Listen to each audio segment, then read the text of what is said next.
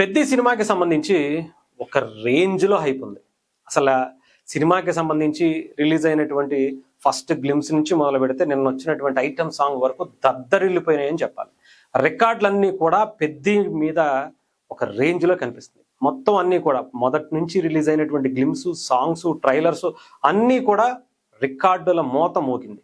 ఆ తర్వాత సినిమాకి సంబంధించినటువంటి ప్రీ రిలీజ్ ఈవెంట్, ఆ తర్వాత ట్రైలర్ లాంచ్, నిన్న జరిగినటువంటి బెంగళూరులో జరిగినటువంటి ఈవెంట్ కూడా సక్సెస్ కాదు, గ్రాండ్ సక్సెస్ అని చెప్పాలి.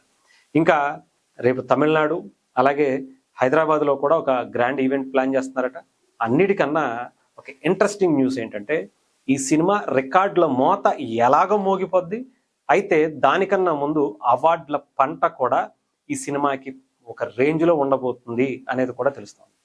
ముందుగానే రామ్ చరణ్ గారికి అందరూ కూడా కంగ్రాట్స్ చెప్పేస్తున్నారు.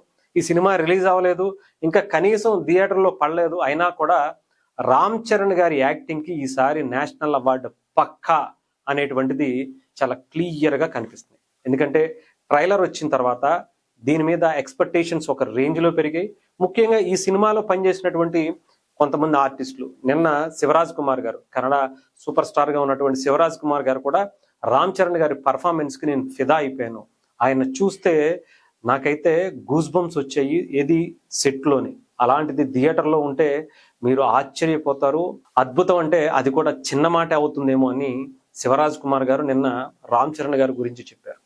నేషనల్ అవార్డు కాదు, అంతకు మించినటువంటి అవార్డులు కూడా రామ్ చరణ్కి పెద్ద సినిమా ద్వారా రావటం పక్కా అనేది నిన్న శివరాజ్ కుమార్ గారు కూడా చెప్పినటువంటిది. సో ఏదేమైనా సరే పెద్ద సినిమా ఇప్పటి వరకు వచ్చినటువంటి రికార్డుల కన్నా సినిమా రిలీజ్ అయిన తర్వాత వచ్చేటువంటి రికార్డులు, అవార్డులు, రివార్డుల గురించే అందరూ ఆసక్తికరంగా ఎదురు చూస్తున్నారు.